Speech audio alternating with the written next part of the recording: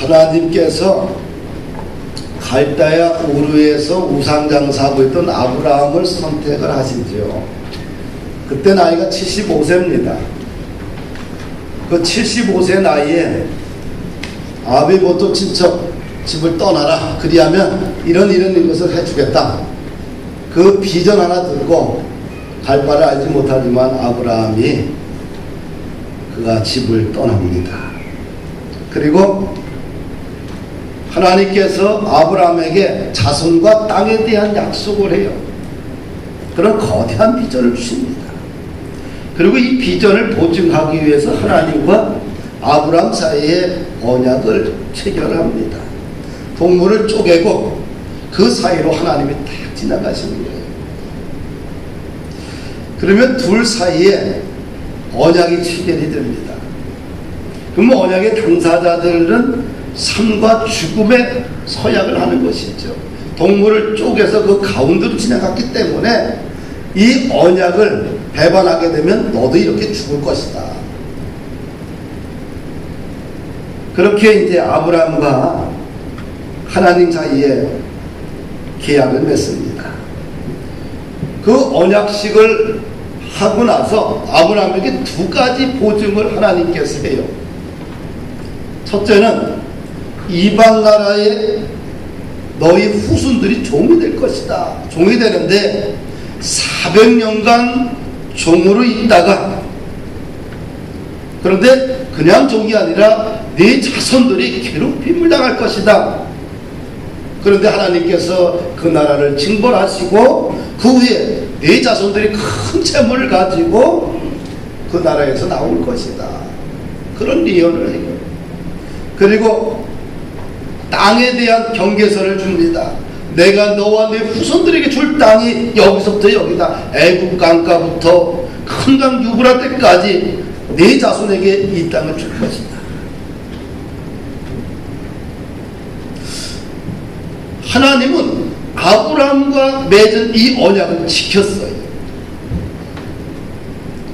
그래서 하나님 자체가 신실하신 분이에요. 우리가 하나님의 이름이 다양합니다. 구약에 보면 참 많아요.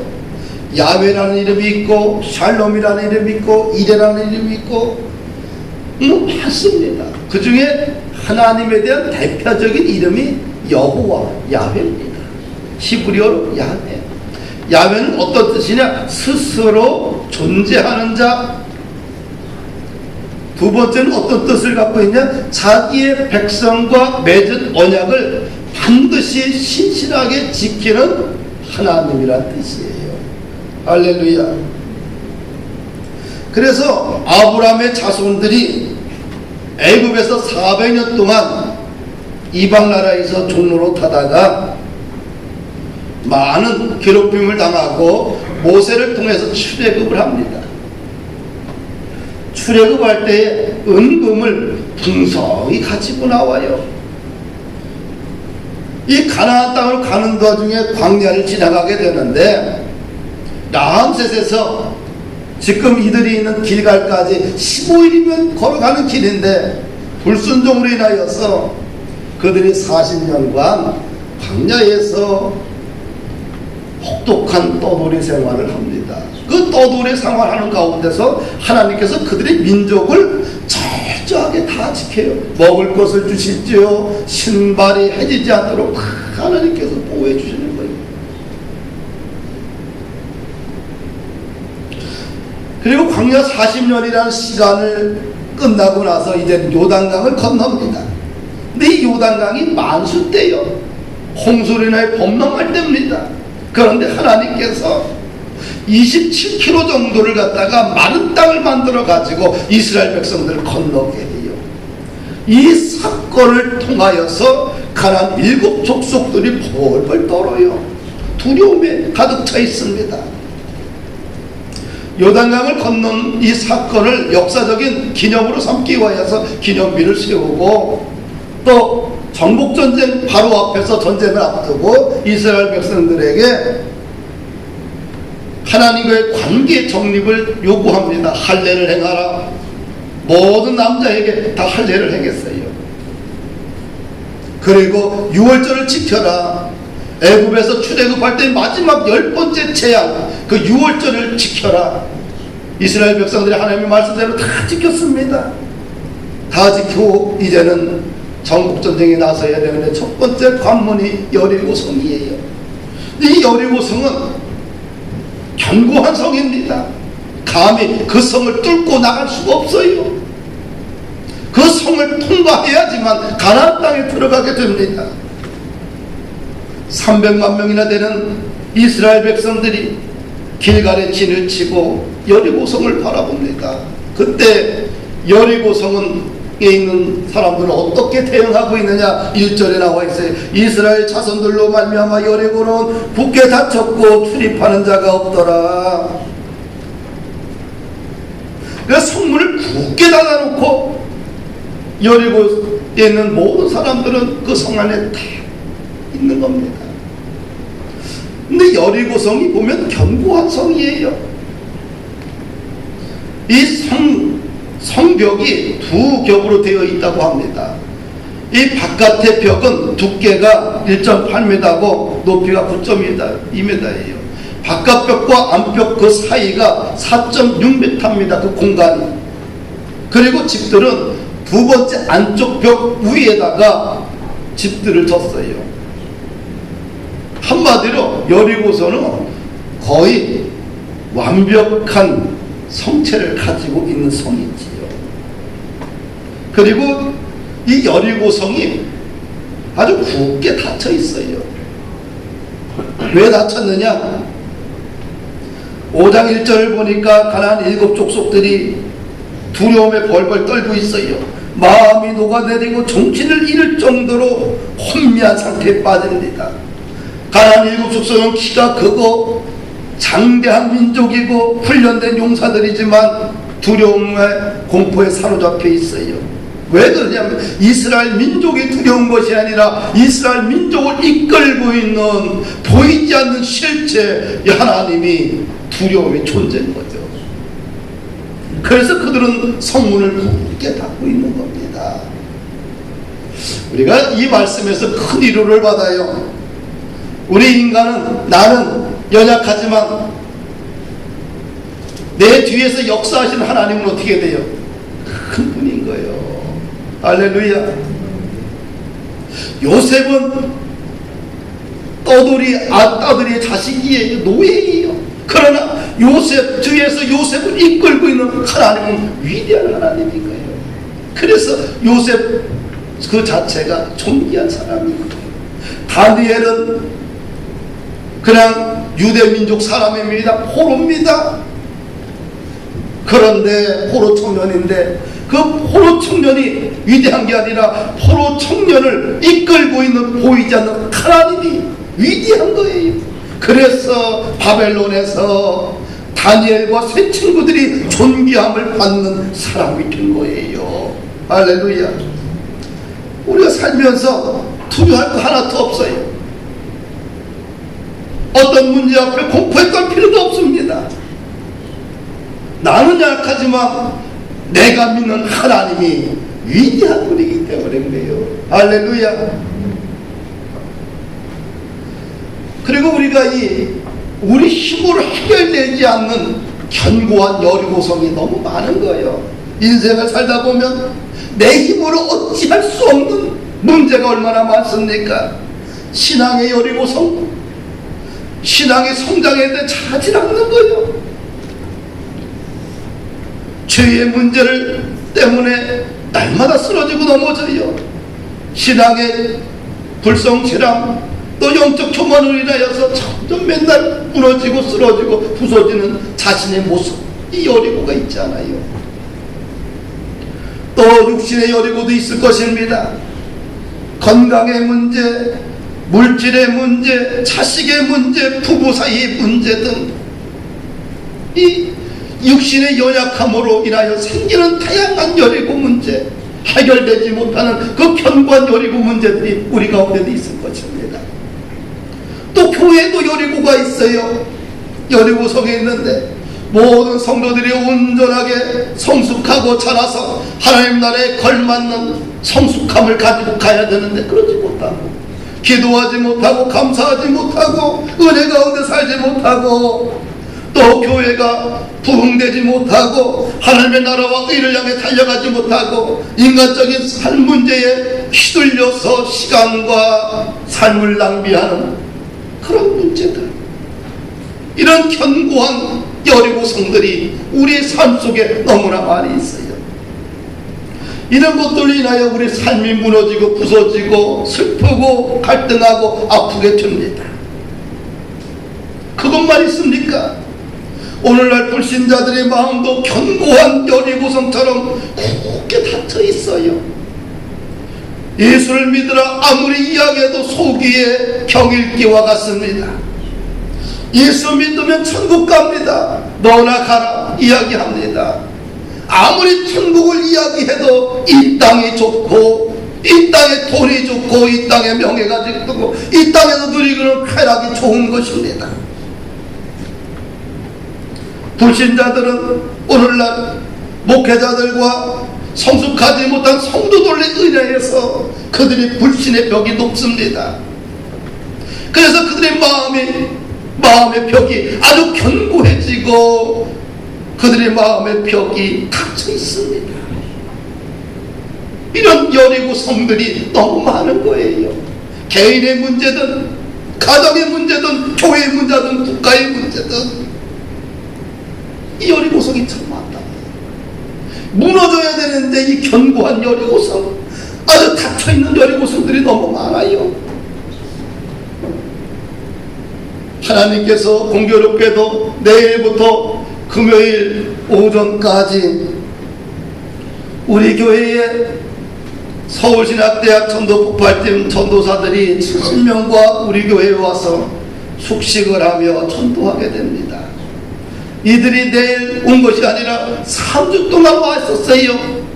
한 주에 한 수요일날 와가지고 오전에 와서 교회에서 1시간 기도하고 나가서 부린 땅을 다 돌고 20명 정도가 와서 또 와가지고 교회에 와서 찬송하고 기도하고 눈물로 하나님께 간구했어요. 왜 그렇게 했습니까? 한 주도 아니고 3주 동안, 그리고 그들은 한 달 동안 그 아침 오전 금식을 했습니다. 왜 이런 헌신을 할까요? 오늘날 불신자들의 마음이 너무도 견고해서 닫혀져 있기 때문입니다. 사랑하는 여러분, 한국 사회가 교회에 대해서 그렇게 분위기가 좋지 않아요. 그래서 복음을 전하기가 쉽지 않습니다. 불신자들의 마음의 문을 열기가 그리 쉽지 않아요. 그래서 영적 전투를 하는 겁니다. 시간을 들이고 재능을 들이고 땀을 들이고 헌신을 드리고 있습니다.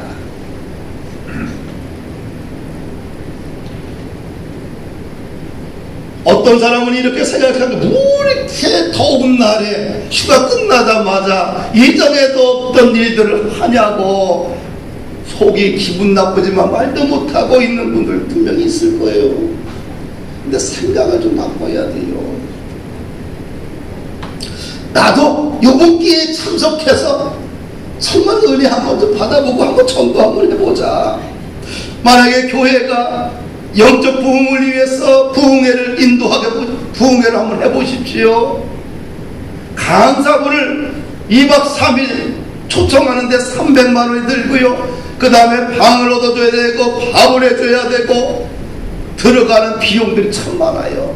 근데 우리 교회끼리만 잔치로 끝나요. 그런데 학생 70명이 전도사님들이 와서 한 달 전서부터 금식하면서 3주 동안 와가지고 교회를 위해서 구리시를 위해 눈물로 기도로 준비하고 있어요. 닫혀있는 마음의 문들을 견고한 진을 허물기 위해서, 그리고 강사님이 오셔서 아침 저녁으로 집회를 통하여 영적인 도전을 줍니다. 회사를 운영하는 사람은 알아요. 야, 이거 뭐 아무것도 투자한 거 없이 어떻게 돼요? 회사하고 확실하게 하는구나. 얼마나 큰 이득이에요. 여러분 그렇게 생각하지 않아요? 누가 여기 와서 땀을 흘리고 기도해주고 누가 와서 교회를 홍보해주겠어요? 그렇죠? 그래서 이것을 위해서, 전도를 위해서 전도지를 갖다가 물티슈도 만들고, 그 다음에 교회 팜플렛 홍보지도 새롭게 해서 다 만들고 다 준비했습니다. 사랑하는 여러분, 생각을 바꾸면 비전이 보인다. 아멘. 이 장차 우리 한국 교단, 성결교단을 이끌어갈 하나님의 젊은 사역자들이에요. 이제 대학원 학생들이 70%고 학부 학생들이 30%인데 이들이 여기 우리 교회에 왔을 때 어떻게 해야 되느냐? 존귀하게 대해줘야 돼요. 야, 너희들 전도사님들 애쓴다, 고맙다, 감사하다, 물 한 잔 떠주면서도 칭찬해주고 예의 있게 대해줘야 돼요. 나는 나보고 하라면 못해. 사실은요, 다른 교회와 그 지역을 해서 한 달간 아침 새벽을 아침을 기도하고 매일 기도하고 그 다음에 금식하고 또 그 교회에 바쁜데 와서 일주일에 한 번씩 6시간씩 들여가지고 그 교회에 와서 기도하고 주변을 돌을 나보고 하라 그렇게 나 시간 없어 못해. 그런데 이들은 하잖아요. 얼마나 고맙고 감사해요. 그들이 기도하는 모습을 보니까 눈물 날 정도로 고맙더라고. 야, 우리 서울신학대야 아직 죽지 않았다. 아직 희망이 있구나. 문제는 있지만 그러나 이런 젊은이들이 있구나. 나는 가슴이 뛰더라고요. 1층에 앉아서 있는데 2층에서 20명이 뜨겁게 찬양하고 뜨겁게 기도하는 거예요. 뜨겁게 축복하고 그 소리를 들은데 내 가슴이 뛰는 거예요. 역시 우리 서울신학대학 내 후배들은 죽지 않았어. 이들 통하여 성결교단이 일어나고 한국교단이 일어나고 이 땅에 복음이 흘러나겠구나. 뛰는 거야. 사랑하는 여러분, 아, 이들을 잘해줘야 되겠다. 예수님도 슈퍼스타였어요. 예수님의 말씀만 하게 되면 병든 자가 일어나고 귀신이 떠나가고 죽은 자가 살아납니다.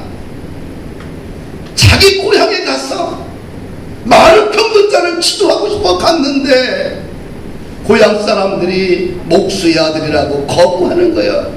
천대하는 거예요. 멸시하는 거예요. 그래서 적은 능력만 하고 도망쳐 고향 땅을 빠져나옵니다. 사랑하는 여러분들, 하나님과 인간이 맺는 영적인 방식은 존경이에요. 존경하는 자를 하나님이 존경하는 거예요. 할렐루야. 우리 교회에 온 이 젊은 사역자들을 우리들은 존중해줘야 돼요. 귀하게 여겨줘야 돼요.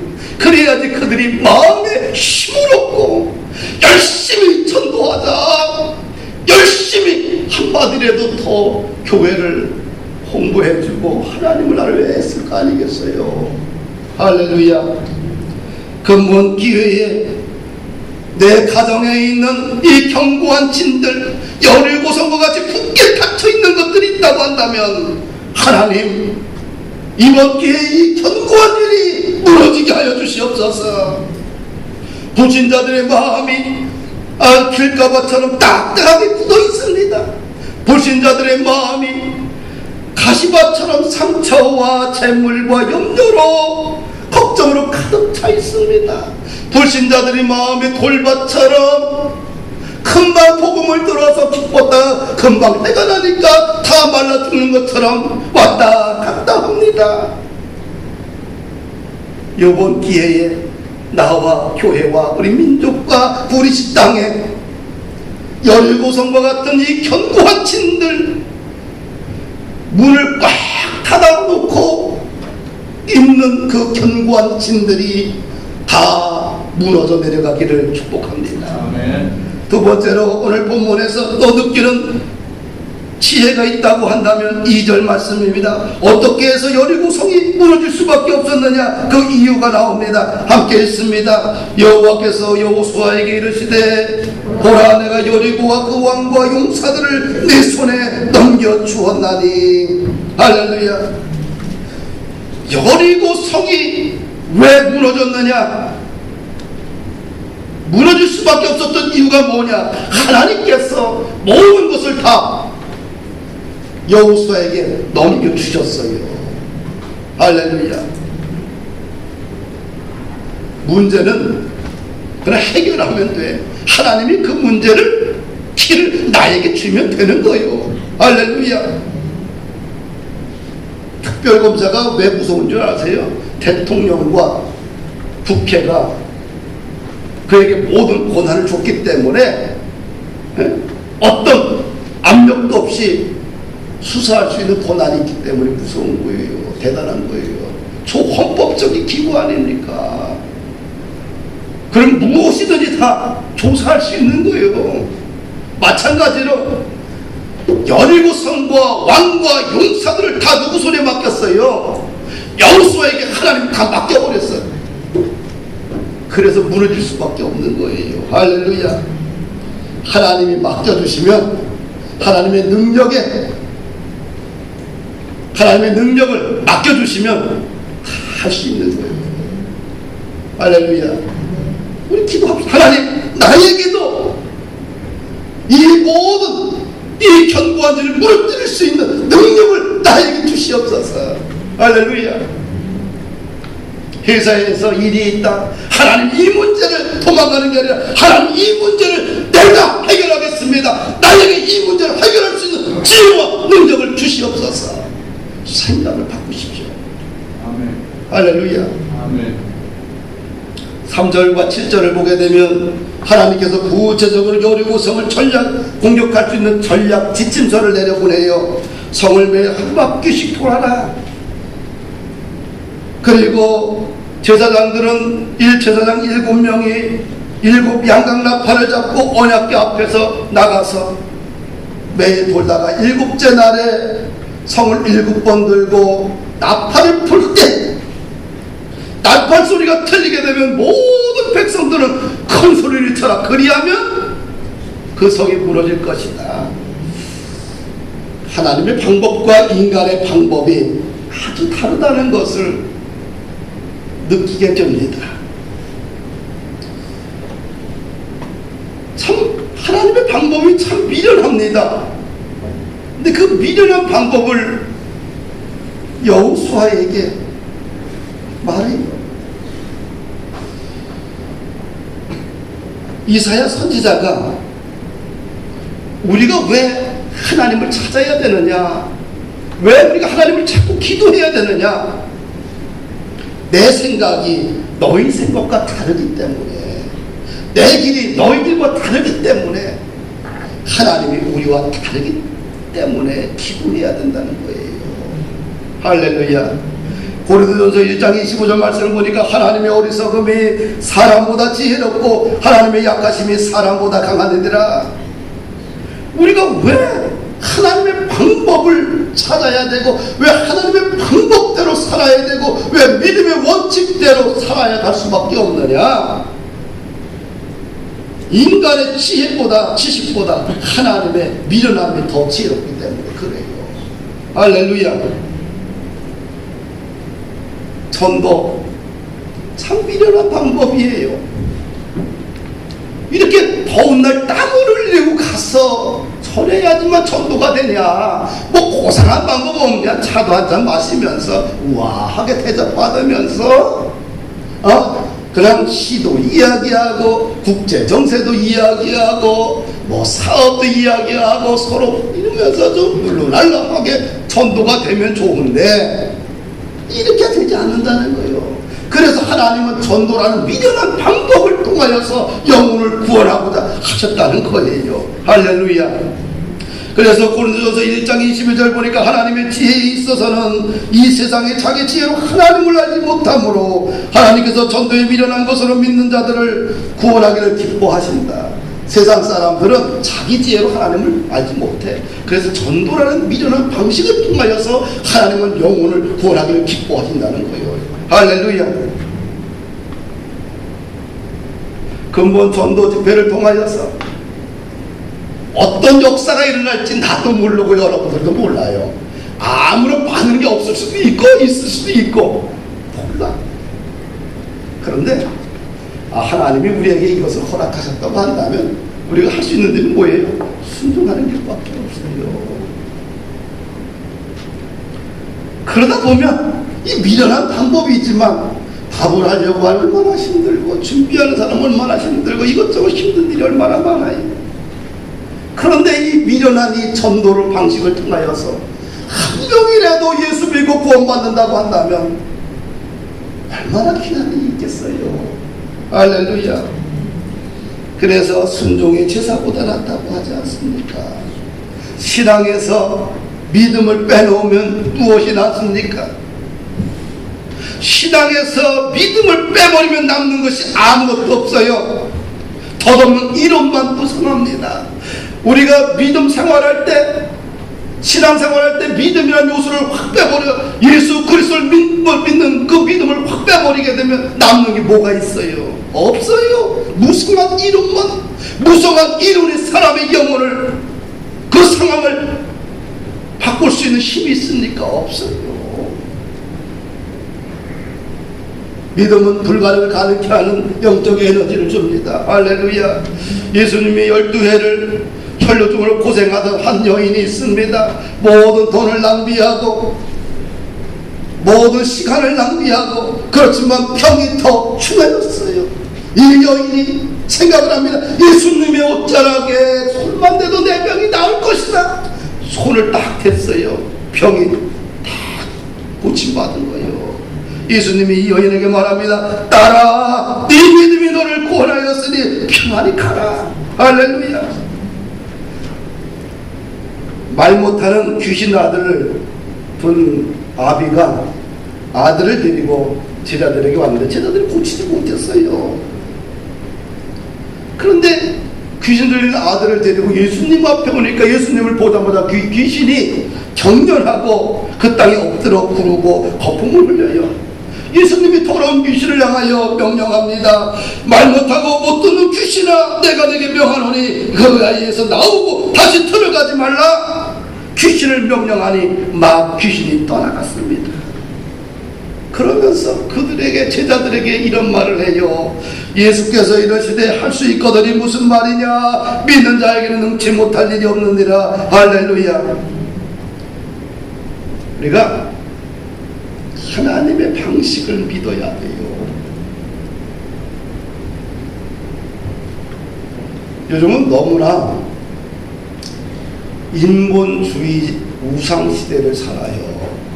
인간이 만든 문화, 예술, 과학적인 방법, 이 계몽주의적 이성, 계몽주의가 낳은 이 이성, 이런 경험, 이런 것들을 너무 존귀한 자리에 놓고요, 하나님의 말씀을 하등하게 생각을 해요. 여기서부터 문제가 생기는 거예요. 믿음의 세계를 가장 높이 놓고 인간이 만든 경험이나 사상이나 등 이런 것들은 그 밑에 있어야지, 거꾸로 되어 있어요. 하나님의 말씀과 믿음의 세계는 천하게 여기고 세상의 학문과 이성과 경험과 과학은 높게 봅니다. 우월하게 봐요. 여기서 언밸런스가 일어나서 질서가 깨져버리는 거예요. 사랑하는 여러분들, 우리가 신앙생활을 하면서 우리가 믿음이라는 요소를 잃어버리게 되면 남는 것은 이론밖에 없어요. 그 이론은 공허해버려요. 아무런 힘도 능력도 역사도 일어나지 않아요. 결국 사람을 피곤하게 할 뿐이요. 그것을 이론을 내가 거부하는 게 아니에요. 우리가 선택의 문제에 있을 때에 미련하지만 말씀대로 믿음대로 선택하고 살자. 그러면 하나님이 예비하신 어떤 그런 방법이 있지 않겠느냐. 왜냐하면 하나님의 방법이 사람의 지혜보다 탁월하기 때문에 그렇습니다. 그리고 10절에 보면 마지막으로 오늘 본문 여호수아 6장에서 우리가 경험해야 될 것이 뭐냐 하면, 여호수아가 백성들에게 하나 더 요구합니다. 아무 소리도 내지 말라. 성을 매일 돌 때 너희들은 아무 소리도 내지 말라. 내가 위치라고 하는 그날에만 위치라고 합니다. 침묵은 내면의 소리를 집중할 수 있는 깊은 에너지를 우리에게 줍니다.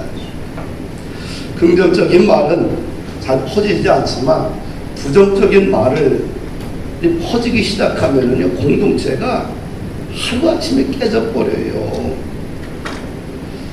여호수아는 이스라엘 백성들의 그런 삶의 형태를 너무 잘 알고 있었어요. 그래서 매일 한 바퀴 돌고 마지막 7바퀴 돌고 큰 소리 치면 된다. 그거 가지고 어떻게 이 성이 무너지냐, 이렇게 한두 사람이 이야기 시작하면 돌다가 안 돌게 돼요. 그러다 보면 하나님의 사건이 일어나지 않는 거예요. 그래서 돌 때 아무 소리도 하지 마라. 내가 소리치라, 외칠 때마다 소리치라. 우리 한국과 일본의 문제를 대처하는 방식이 완전히 틀려요. 한국은 우리는 사드 문제든 소고기 파동이든 이런 일련의 이 국가적인 사건들이 일어날 때마다 나라가 국론이 완전히 그냥 갈라져 버려요. 그래서 죽도록 싸웁니다. 이게 뭔가 토론이라는 건 좋은데 토론을 통해서 합의점이 나와요. 합의점을 나오진 않아요. 네. 죽도록 싸웁니다. 절대 인정하지 않아요. 천안함 사건도 인정하지 않잖아요. 많은 사람들이. 그거는 미국과 한국이 조작한 것이다.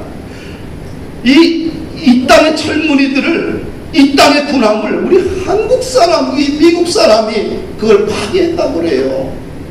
아직도 그런 얘기를 하고 다니는 사람들이 많습니다. 절대로 믿지 않아요. 결국 누가 손해봐요? 나라가 손해를 보고 국민이 손해를 보고 결국 나라가 힘들어지는 거죠. 일본은 대지진이 나거나 원자력 발전소의 폭발로 인하여서 재앙이 덮쳐도 어떻게 돼? 조용히 국가의 지시를 따릅니다.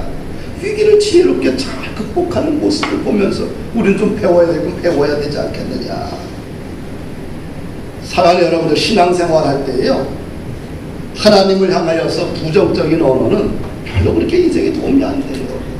부정적인 언어를 가지고 회사에서 일한 사람 봤어요? 부정적인 언어를 가지고 가정을 세운 사람 봤어요? 부정적인 언어를 가지고 자신의 인생을 견고하게 세운 사람 봤어요? 아무도 없어요. 부정적인 사람은 결국 자신도 영혼도 파괴하고 자신의 정신세계, 심리적 세계, 육체까지 다 파괴하고 관계까지 다 망가뜨려 버려요.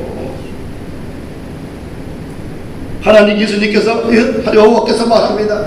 내 귀에 들린 대로 내가 행하리라. 할렐루야. 사랑하는 여러분들, 때로는 할 말이 없으면 어떻게 돼요? 그냥 침묵을 지켜요. 그것이 어떻게 자신을 살찌게 하고 공동체를 살찌게 한다는 거죠.